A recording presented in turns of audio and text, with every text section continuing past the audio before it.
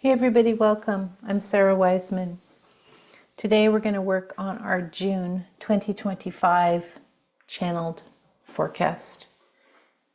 Sometimes people ask me why don't I do things that are more, a lot of folks out there are really actively on YouTube or podcast, really actively engaging with the current topics, like what's happening in the news stream right now. I think that's super valid. I enjoy studying some of the people that I especially like who are doing that. I think for me, what I am attempting to do with these podcasts are to create a body of work that will assist people in their understanding, whether they're watching or listening now or 10 years from now. And, who knows, all these various platforms, who knows what'll be around, probably something completely different. Probably you'll just touch your forehead to a machine and, everything will be embedded in. But I'm hoping to provide a space for this particular maybe spiritual thought system or body of work of the channeling that I've been receiving over these many, almost 25 years now. Want to find a place for that, and I want to get that out in the world. So that's why I'm not a news commentary on the latest happening. Also, the other thing is, every time I go into connect with the guides, they're like, yeah, the latest happening is all just smoke and mirrors, right? Don't pay attention because that's not what's really happening. So it's not worth your time. It's not worth your time to go into anxiety spirals about every little thing this person or that person did, because it's not really real and it's not really what's happening. It's just all projection to distract us. Now, what are we being distracted from? And the guides can sort of kind of say, like, even the people that are doing the distraction don't really know. They're just throwing stuff up and they're just in chaos. So you don't really need to pay attention to that. You don't really need to pay attention to that. I am extremely aware of the suffering and the struggles that people are facing in the world now. It's really hard. It's really hard. And if you're a person who is sort of like wondering, like, why? I don't really have an answer for that. I continue to find for me, regardless of my own personal sufferings, like anyone has, I continue to respect my soul's decision and the universe's agreement to put me into, this particular body at this particular place and time in this particular part of the world with this particular mission, which for me is teaching, channeling, receiving, teaching what I receive. And each of you has your own unique reason for being here, whether it's some way that you're going to contribute to the whole as healer or reader or scientist or gardener or helper or some other way. And if you're not sure why you're here, ask for guidance and you'll figure that out pretty soon. But I just really respect that we all, as souls, agreed to come here and be together during this immense transition time in human awareness. And I just trust that we're going to get through it. I really feel that. I think that this particular point of human evolution, conscious evolution is happening. We're here. And we're all exquisitely capable at helping, supporting what's happening. Okay, let's go on to the channel forecast for the month June 2025. And this is from the star guides. And these are off-planet beings who arrived to me in the fall of 2024 with some pretty interesting ideas. So the new telepathy. Okay, exciting. One of the biggest things you have noticed is how easy it is for you to understand what another is thinking. This is not a new ability. It is a remembered ability. This ability was not forgotten, but it was disallowed and discouraged. Many cultures and religions actually ban this ability, which you might now call empathy or intuition. Your ability to merge and meld with the consciousness of another human has been with you for eons, but under the pressure of religion, politics, morality, education, you lost your desire to read each other this way. There was a lack of trust. What was the point of sharing what you received from another if that other would soon betray you to a system of mind control? This sounds harsh, but it is true. There was so little education, so little literacy. The spread of ideas was so limited and usually so incorrect. You were so powerless under politics and religion that you were afraid to think freely. Society was not conducive to free thought because thought systems were in place that demanded allegiance even without understanding. You were fully in tune with each other, but you were told you were not. Ha ha. You were isolated from each other and from new ideas and from those who had new ideas that did not fit into the societal view. Those were punished or outcast or made to live in fear. This sounds familiar, doesn't it? It is part of your time now as well. But back then, centuries or even decades ago, the risks were greater. To be heretic was to be abandoned. Those who thought differently hid their awareness, and this resulted in a stunting of the civilization. The possibility of stunting has returned, hasn't it? Even in places of freedom, you are feeling the shadow of fear. What happens if you say too much, say the wrong thing, express ideas that directly threaten the dominant view? You are free, but you are not free because you also feel cautious and you also feel fear. You still remember how it was. You lived in fear, you lived in the shadow of ignorance, and you kept your thoughts to yourself. Then, this time of freedom came, at least some freedom, with the advent of literacy, education, the press, radio, television, print, and the internet, the great wild west of everything opening up, and this allowed the rapid spread of new ideas, ideas that did not fit and were not approved by the dominant culture. Here you are now. It feels like you are free. Are you? Yet there is still the lingering fear. There is still the caution, even as you proclaim your freedom, you remember how it was. So here you are, feeling all the feelings of another, knowing this is real, knowing that you are feeling this, and yet also knowing that in society, in the dominant culture, this is still denied. Yet you are feeling it. You know it. You know another. You can sense their thoughts and moods and feelings just as easily as you can sense your own self. And in many cases, you can read other people faster and more easily because you are not caught up in judgment about how things should or shouldn't be. This is real. This is real for you. You know this. And yet, dominant culture still would deny. this in the worst way, by making fun, by saying you are strange, off kilter, mentally unwell, not living in reality.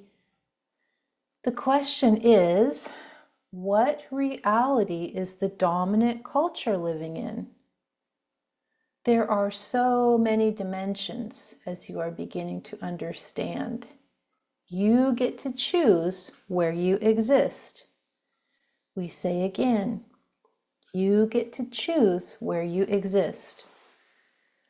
As humans, you are just skating on the surface of deciding if you will return to a period that echoes the depressive stunting of the Dark Ages, or if you will allow yourself, all of you, to move toward evolution and expansion. You're going to have to be brave. Not just you, but all of you together. The proclamation of your awareness will allow others to have the freedom to proclaim their awareness, and suddenly you are in a paradigm shift. Haha, don't be afraid. The only thing to fear is going backwards, yet again, and slowing the process down with further suffering. You don't need to go backwards. Why are we so familiar with humans, with how you think and what you feel? You might call us experts. It is our task and our responsibility to understand you even better than you understand yourself, so that we may anticipate all the many blocks and resistances that are set forth by the human mind.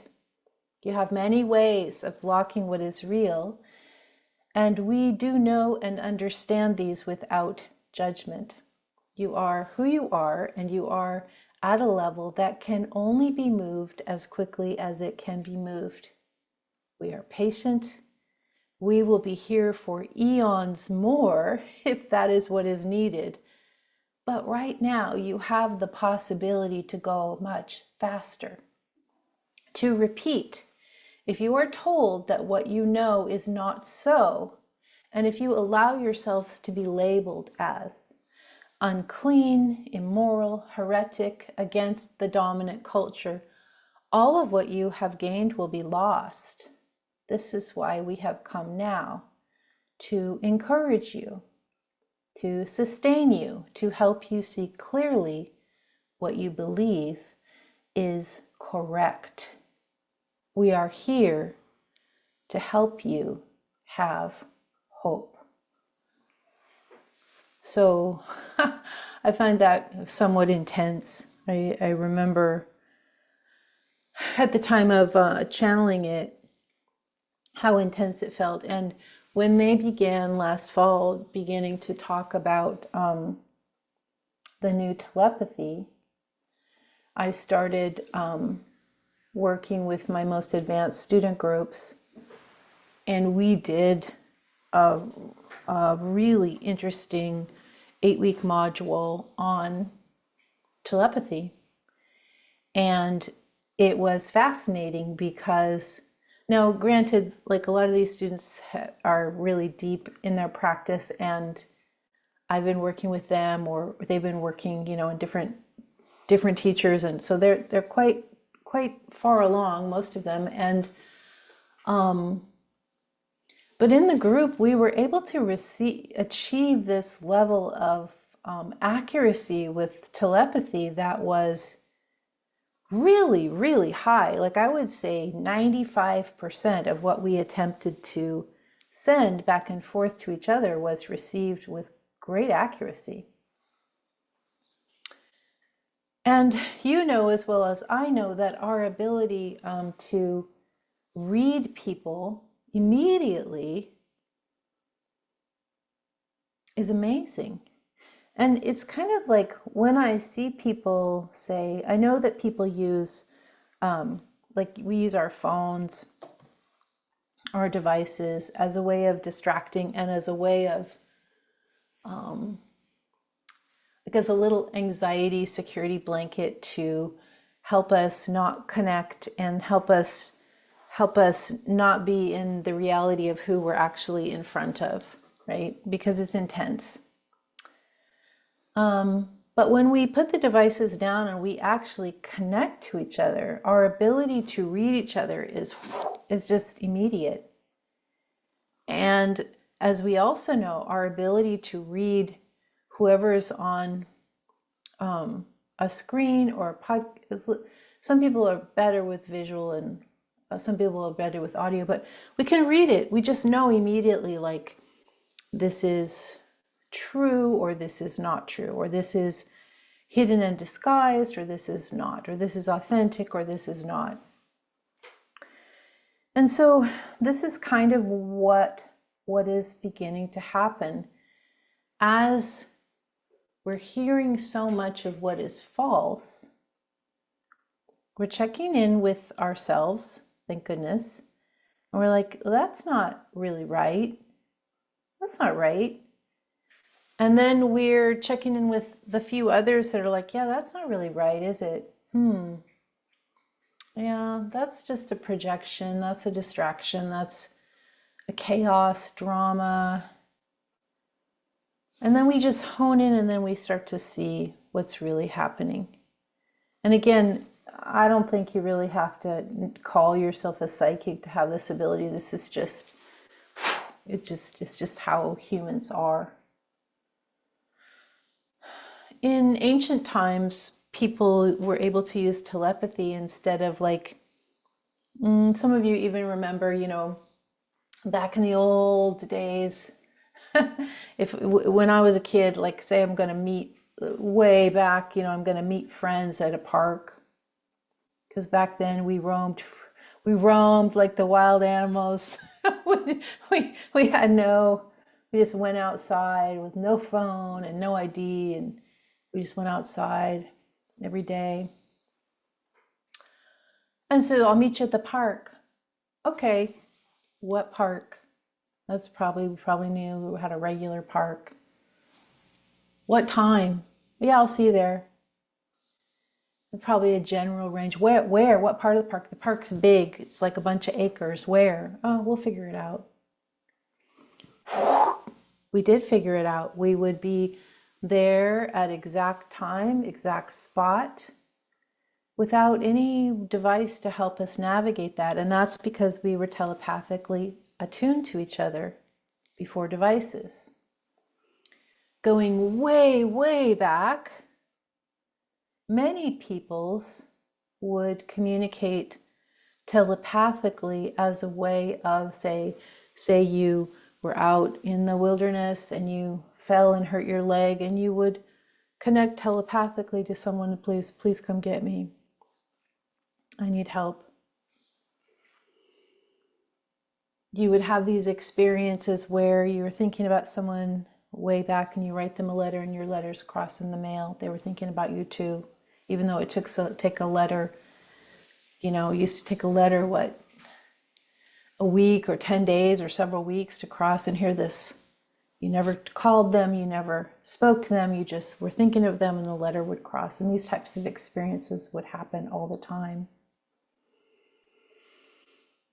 And so with technology, of course, we have this massive connection with all kinds of people that we could never come across without devices, without this information stream. And yet we think that this over-reliance on the device has kind of made our telepathy muscle pretty weak. Good news is, just like anything, we can just get it going again. A lot of you are familiar with the technique I teach called soul-to-soul healing, where you say you're having a really rough relationship with someone, and maybe it's not safe, or it's too traumatic, or there's too much suffering to connect with them in person, and so you connect at a soul level, you to them, and you say your feelings and your truth at a soul level in meditation. And what people notice when they do this work is often the person will call them within a couple hours or the next day. often those relationships that were so knotted up and stuck will be at that telepathic request. Let's solve this. Let's figure this out. I want to clear this up with you. Decades long entanglements of really, rough emotion and betrayal and all this, all the drama will just relax and the relationship will become fresh. Now, why can't we do telepathy of our desires to those in public office or to those who have influence? Well, we can.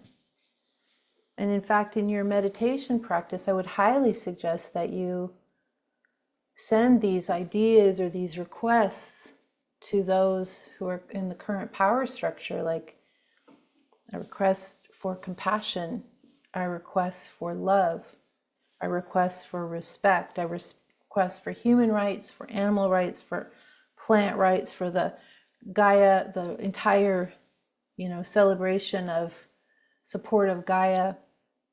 I request from this part of the collective soul to this other being who is confused and on the wrong track. We request that they connect and listen. And if enough of us are doing this, the collective, the higher level consciousness begins to build, grow, expand. The lower level consciousness is lifted up. Why don't you try that today? Close your eyes, take those breaths, connect into the most influential groups of people that you can find and just begin to connect to them soul to soul. Hello, I'm here. I'd like you to know, not with anger, not with fear, just like saying, look, you're on the wrong track. I'd like you to go to this track of support and compassion and oneness for everyone. Anyway, we'll be back next time. Again, we have the monthly channel forecast. We just did that. I teach weekly on the various platforms. I have occasional other things that I do. And then, of course, I teach directly. If anybody wants to be in the groups with me, go to the website, sarawiseman.com, and you can find out about how to be in those student groups, which are amazing and so lovely. Thanks for listening. I'm at sarawiseman.com.